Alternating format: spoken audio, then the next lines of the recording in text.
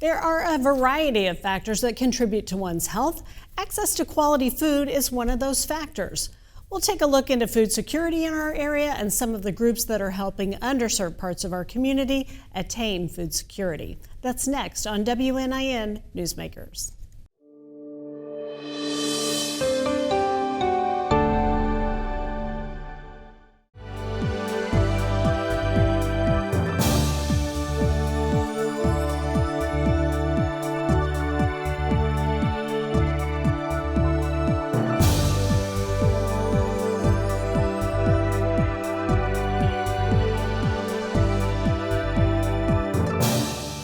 One organization that is trying to help with food security in our area is Feed Evansville. Joining us now is founder Lisa Vaughn. Thank you so much for being here. Thanks for having me today. So tell us a little bit more about what is food security and what's food insecurity for people who might not be aware.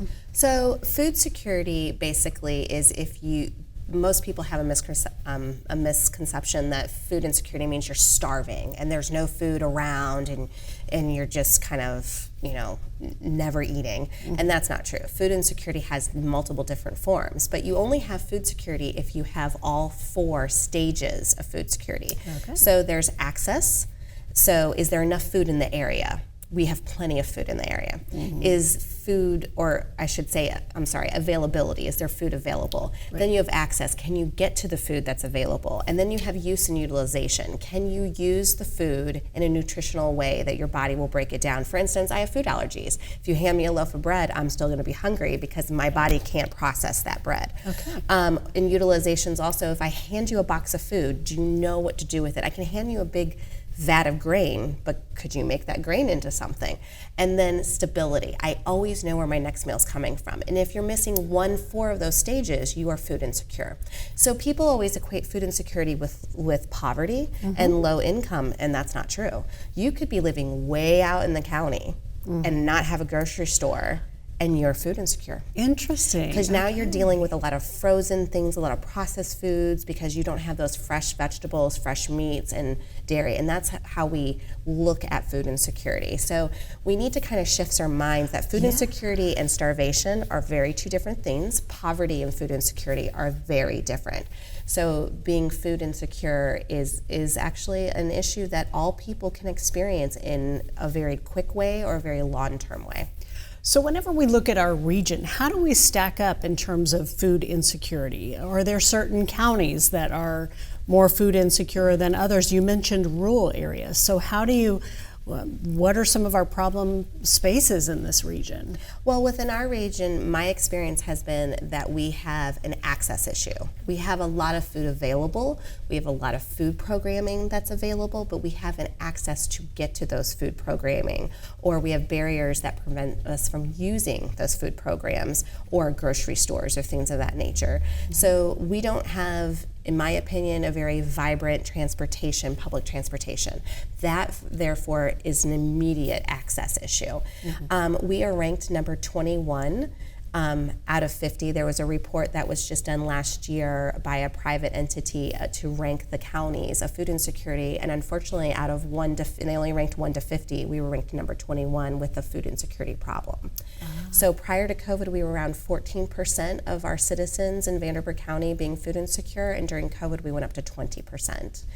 And the USDA this past year has deemed 40% of our neighborhoods in the Vanderburgh County area a food desert. So that means people aren't in walking distance. That's that availability again. And they're not able to walk to get fresh produce, fresh milk, dairy items, meats, things like that. They can walk maybe to a corner store and have the inflation prices skyrocket even more than what you and I might experience at Schnucks or Myers or Rulers. Right. And but they don't have fresh access to food. So they're not getting those produce and that nutritional value of foods that they need. That's considered a food desert. So it makes me think back to some of the grocery stores that were actually in neighborhoods that have closed, that have kind of created these food deserts. So knowing that there is a need in that neighborhood or that area, and seeing that grocery store leave for whatever reason, potentially usage, right, or profitability, how do we keep access in some of these neighborhoods where a store might have been, but now they leave?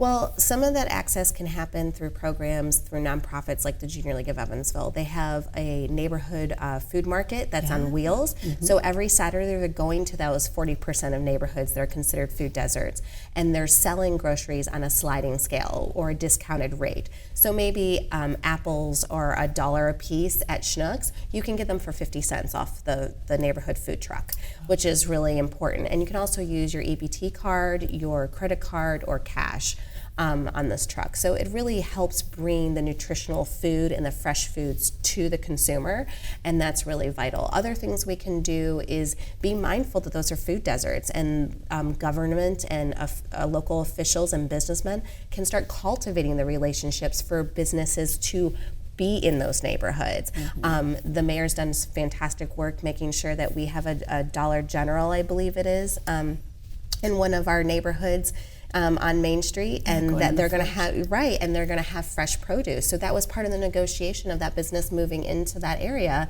that they were going to help eradicate that food desert by having fresh produce in their store as well. And there's a lot of new models with grocery stores that aren't just the big box stores. Some things the Food Commission's working on is a delivery system for pantries to help that situation. And I mean, but that takes time. We have to research what are our best practices, what's the stability, what are we doing for funds for that, and then other things we're looking at is co-oping. How do we have a grocery store that's owned by the neighborhood, where everybody puts money into that grocery store, has a share of it, and we have co-oping food, and we have maybe a good, better, best system where we have something really organic and great, but then we have something that is more box store oriented, like a Kraft macaroni and cheese that's affordable, but then there's other activities and things happening in that store. Sure. Well, you also mentioned this is not necessarily just a low income or an impoverished problem. We're also looking at more middle income in the rural areas.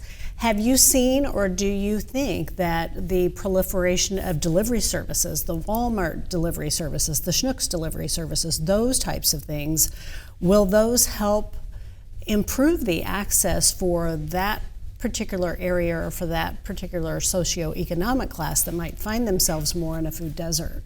Yes, and we've seen the Instacarts and the Walmart deliveries and all those kind of really take hold and learn from COVID. So they didn't have EBT access prior to COVID, and now you can use your EBT card on Instacart and things like that. So we're definitely seeing the trend moving to have more availability and access to food, and people are seeing the barriers that, and I will say COVID had shined a light on food insecurity and showed us as consumers, but also showed us as business and government of what we need to do to eradicate such a problem that we had. Because we had tons of people that, we did a survey during COVID, 66% of our residents here in the Evansville area never needed food assistance prior to March of 2020. Wow. And so COVID, during that shutdown and people losing their jobs, and now with inflation and everything, really put a burden on the average home. Now that we're coming out, you mentioned inflation, but now we're coming out of COVID. We are still hit with inflation, but do you find that it has improved since COVID has now kind of quieted down, people are back to work, or is it really not stabilizing as much as we had hoped? Well, it was going down. I mean, I was doing 7,000 food boxes a week during COVID, and then I started getting to a point where I was only doing 100, so that was a really good sign. Well, my numbers are going back up again. So when I do go out, and now I'm up to 200 to 250 again, and the lines are getting longer. At one point in time in December, I was passing out food, and I had 1,500 cars show up, and I only had enough food for 600 cars. Wow. So if you look at the shelving, we have, I mean, I go into Myers and I take pictures all the time. They're empty. Or Schnucks, they're empty, and it's not the grocer's fault. There's a transportation issue. Gas was getting higher, diesel fuels higher. All these things are kind of working towards that. But the inflation of food is going up. They predict it's going to go up another 5 to 7% in the next quarter. Wow. Well, and also we see so many different options. You mentioned food is out there, available food. So we've got the Tri-State Food Bank. We have some pantries within our local area, those types of things. So tell us about the availability, because it seems like there is a lot of food in the area. And how are those organizations working together and kind of eradicating this problem, or even with all of the availability, it's still too much of an issue? Well, the Tri-State Food Bank is what it's called. It's a bank for the pantries. So they kind of go and they take a withdrawal of food from the bank that goes to the pantry. So an individual can't go to the food bank and just get food, and I think that's a misconception that a lot of people have. So the food bank is extremely vital to make sure that nutritional food is getting out to the pantries in a timely manner, and they cover, I believe they cover over 30 counties, so they're doing a really outstanding job on that front. We have about 86 pantries locally in the area that work with the Tri-State Food Bank. The problem we're having is maybe the availability of when those pantries are open. So we need individuals to volunteer at those pantries. We need individuals to advocate where those pantries are and to donate funds, because the pantries have to buy food. They can't, food doesn't just appear. Right. So they need funds to keep open longer, so that way a pantry can go from being open once a month for 2 hours to maybe weekly, and really help that neighborhood on a consistent basis. But we have a really outstanding program within our pantries. Where we're lacking some programming is the recovery sector. So we have a lot of relief work. I can hand you a box of food, but am I helping you get stable so you don't always need that box of food? So we're looking at recovery and stability programs that we need. So we have a lot of relief work. We need to work on the last two steps of that. Most definitely.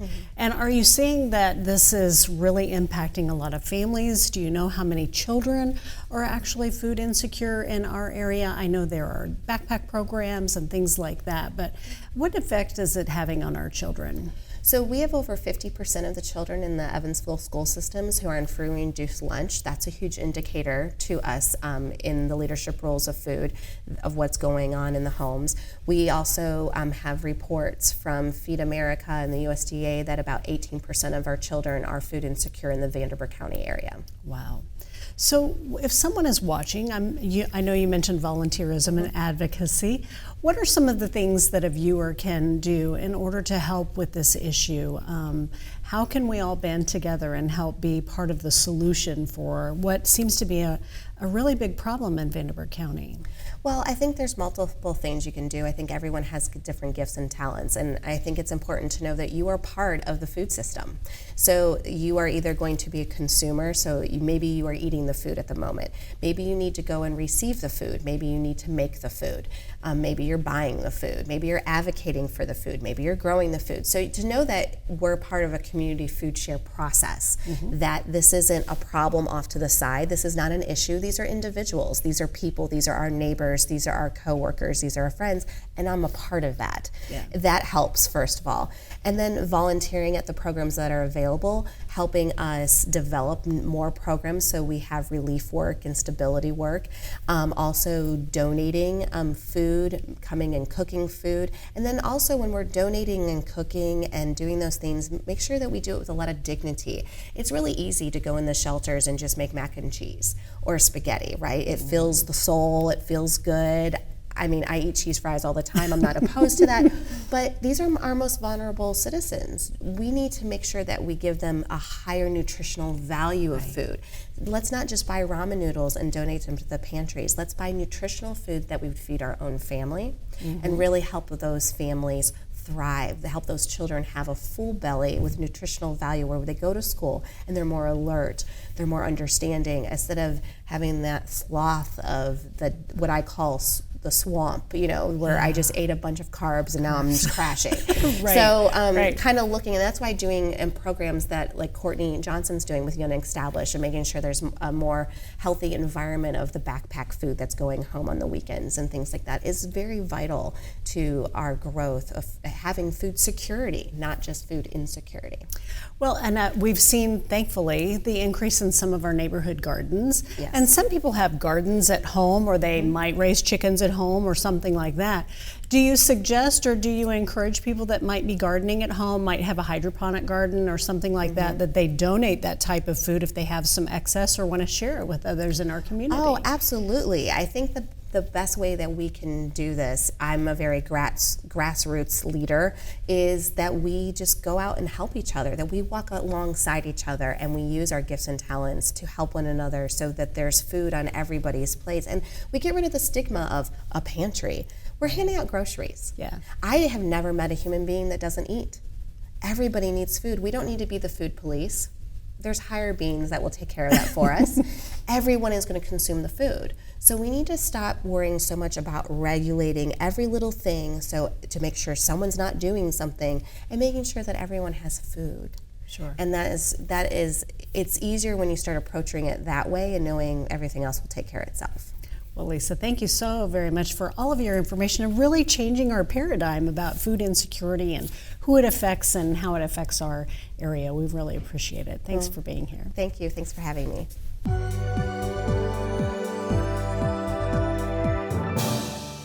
Joining us now are Dr. Sujin Zhang, Director of the Institute for Public Health at UE, and Courtney Johnson, founder of Young and Established. Thank you so much for being here. Thank you. So we have something wonderful to talk about. You were the fabulous recipients and obviously fabulous applicants and received a nearly $500,000 grant from the Indiana Department of Health. So tell us all about that. How did this grant come about and what programs will it fund? So the grant is from a grant called Health Issues and Challenges Grant that was given out by the IDOH. This grant is going to be utilized to fund 3 specific programs that Young and Established has already gotten started with. So one is the pantry program. Young and Established already has a pantry on site at the center, along with a food backpack program that will be added to it. The second program will be the garden project. So Young and Established has already started that with, I'm sure you guys have heard of Granddaddy's Garden Spot. And so we will be funding the startup of all of that. And then the last part of this grant application was a program to expand the Winey cooking classes, which is already happening. Courtney takes a bunch of students from the center each week to Ivy Tech to have cooking lessons. Great. Fabulous. So tell me a little bit more about how this came about, how you learned about this grant, and how Courtney and Young Established got involved in this. So I learned about this grant opportunity through Glenn Roberts at the Tri-State Food Bank, so thank you, Glenn, for that. And he let me know that this was coming down the pipeline, and I had just met Courtney, and I was just starting to work on developing a relationship with Young and Established for community work, and I realized that it was just a perfect fit because one of the areas that this grant decided to target was food insecurity and obesity in Indiana. Well, Courtney, tell us, how important is a grant like this to both your community garden, to your backpack program, and some of the programs that you've already established, and how important that is not just for the kids involved, but also the families? It's very important. Funding has been something that we've had a hard time with since we started Young and Established, but we've been blessed to have people in the community just pour into us, and of course fundraising and individuals just making sure we continue to do the work that we're doing. But this grant is obviously it's a big deal, Yeah. but it's going to help us continue to do everything that we're doing and just expand all 3 of those programs. Wonderful. Well, tell us, for anybody that's not really in tune with what the backpack program is, explain to us what that is and how this grant will help expand that and help improve that program. Yeah, so students will be able to take fresh produce and just snacks and different things, healthy options, home. And that was one thing that we haven't been able to do. We do give out a lot of items, not only for our students, but for any individual that just needs food. People know that they can come to our center and get what they need. So to be able to get a grant like this is a big deal to help not only our community, but just the families that are in need. And we're just excited about that as well. So tell us a little bit more about Granddaddy's Garden and how that all came about, and kind of how things have been moving forward up until now, and now what else will be able to move forward even more thanks to this grant. Yeah, so we've actually been working on this for a very long time. We've partnered with Mattingly Charities, and actually got some money from them, a nice grant from them, but we needed a lot more. There's a lot more work to do on that vacant lot. So we just wanted to do a little something different. We were actually going to build a community center, but we ended up getting a community center, and we were like, let's just go ahead and turn this into a garden. my grandfather always had a small garden on that property, and it was just a big deal for us to just turn that whole lot into a community garden, and just to get our young people involved as far as not only teaching them how to cook, but just teaching them how to grow. And that was one thing that was big for us. We've already kind of started that at our community center with our raised beds, but that vacant lot is just going to turn into something much bigger, and it's exciting to see things come to light. So tell us more about where the community garden is and how are these students getting involved, and if someone's watching, how can they get involved and help with either the implementation of the grant and programs or become part of the garden? Yeah, so the lot is on the south side of town. It's kind of over in the Glenwood area, and we've been doing a lot in that area, especially during COVID. We were out delivering meals to families, and we noticed that it was really a food desert in that area. So we wanted our young people to do a lot more, not only just what we were doing at our community center, but we're going to have obviously raised beds, a farmer's market. We want to get people in the community involved as well. We have local farmers that will be able to bring over their fresh produce, and it's just healthier options. And I think people will be happy that they can just go down the street to get something fresh instead of having to travel pretty far to get to a grocery store to get fresh produce. Well, so Jen, wonderful that U of E and you have been kind of a conduit for this massive funding that's going to be flowing into our community.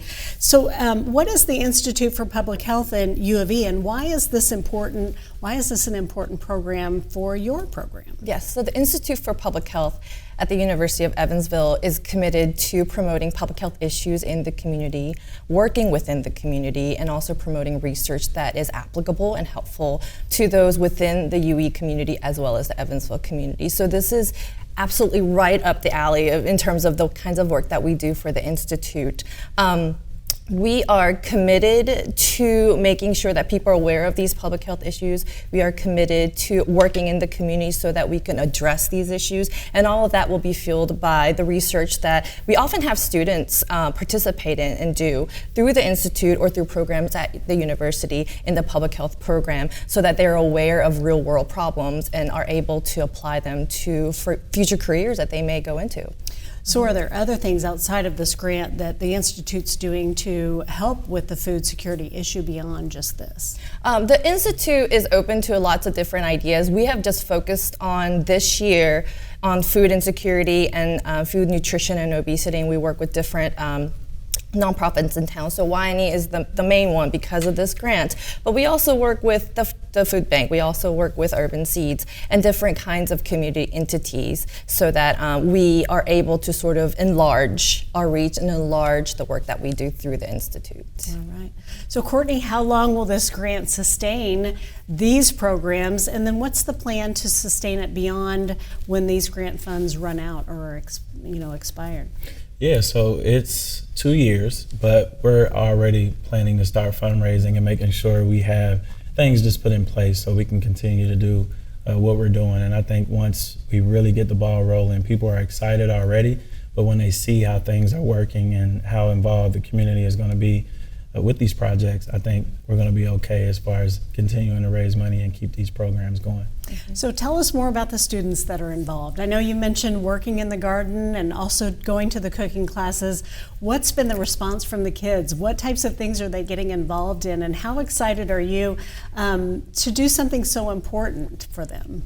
So our kids are amazing. I want to start off by saying that. I'm blessed to just do this work every single day, but they're really excited about this program because it just gives them the opportunity to just get involved and do a lot more in our community. These cooking classes was something that we've been wanting to do for a very long time, and Ivy Tech was the perfect partner for this, to be able to take students to their campus and just have them, cooking, but not only cooking, just exploring the campus and seeing what all Ivy Tech has to offer has been amazing.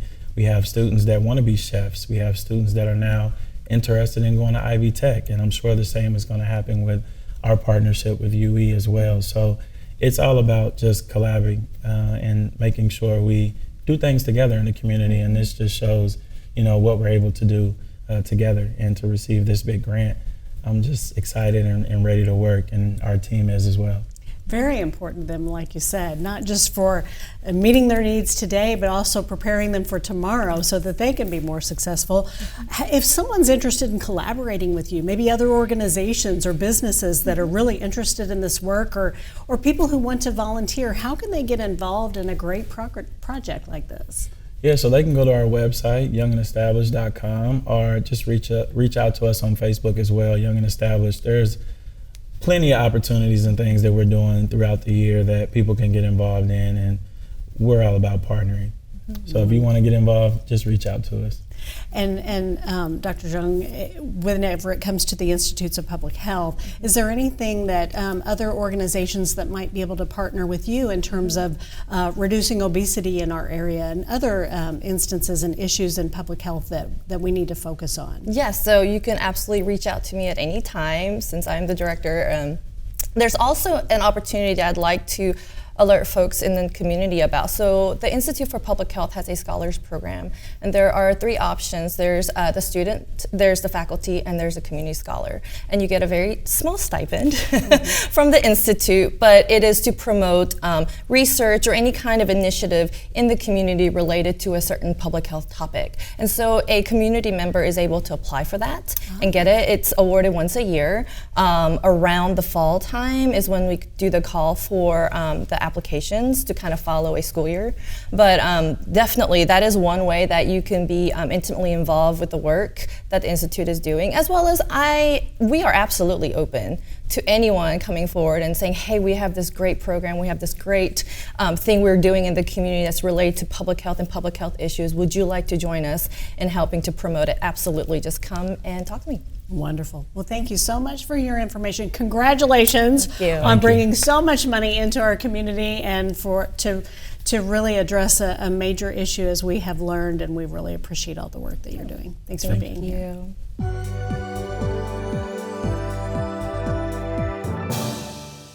Thanks to all of our guests for discussing food security in our area. Next week, we'll be talking about the first local infant mortality summit. Thanks for watching WNIN Newsmakers.